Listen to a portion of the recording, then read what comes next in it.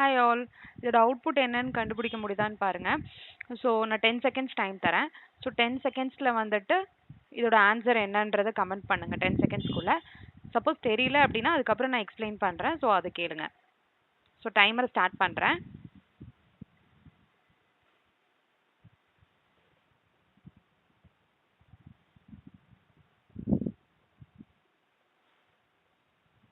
So 10 seconds ஆயிடுச்சு, நான் stop பண்ணிடுறேன். ஸோ இதோட அவுட்புட் என்ன வரும்னு பார்த்தீங்கன்னா, ஃபர்ஸ்ட் இங்கே பாருங்க மெத்தடோட சிக்னேச்சர் எப்படி இருக்குன்னா public static void main string rider throws exception இருக்கு.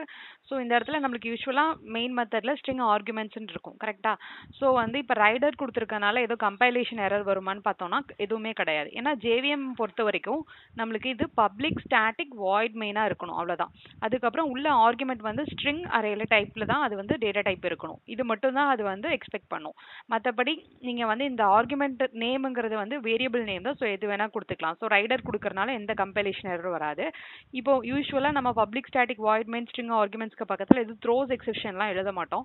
பட் இன்கேஸ் நம்மளுக்கு இந்த கோட்குள்ளே ஏதாவது ட்ரை கேட்ச்ல ஹேண்டில் பண்ணாமல் எக்ஸெப்ஷன்ஸ் வந்து த்ரோ பண்ணோம் அப்படின்னா த்ரோஸ் எக்ஸெப்ஷன் கொடுத்துக்கலாம். ஸோ ஆப்ஷனல் தான் அது. ஸோ அதுவும் அலவுடு தான்.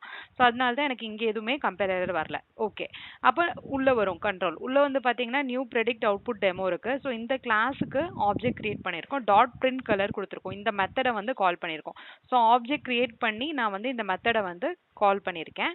ஸோ உள்ளே பாஸ் பண்ணுறது வந்து க்ரீனுங்கிற கலர் வந்து பாஸ் பண்ணியிருக்கோம். ஸோ க்ரீன் என்ன ஆகும், இந்த கலருக்கு வரும்.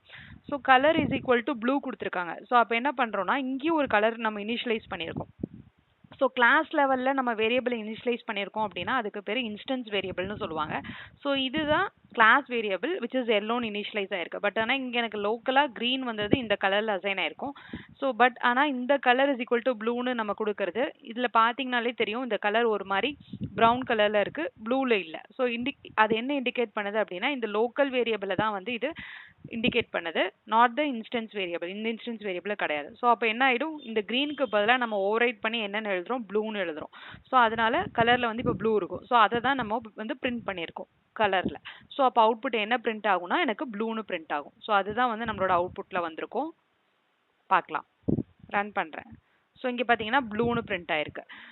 ஸோ இது வந்து ஒரு இன்டர்வியூ கொஸ்டினில் ப்ரெடிக்ட் த அவுட்புட்டில் கேட்டிருந்தாங்க. தேங்க்ஸ் ஃபார் வாட்சிங்.